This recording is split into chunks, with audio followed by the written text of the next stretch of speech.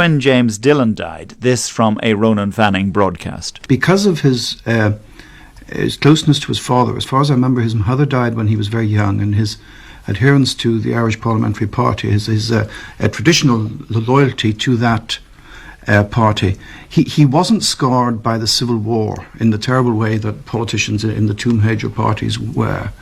And I think he was capable, therefore, of a much more open-minded. I was very interested to hear Mr. Cosgrave say about his being open to persuasion and his never losing his temper. There was no bitterness, no rancour in him at all.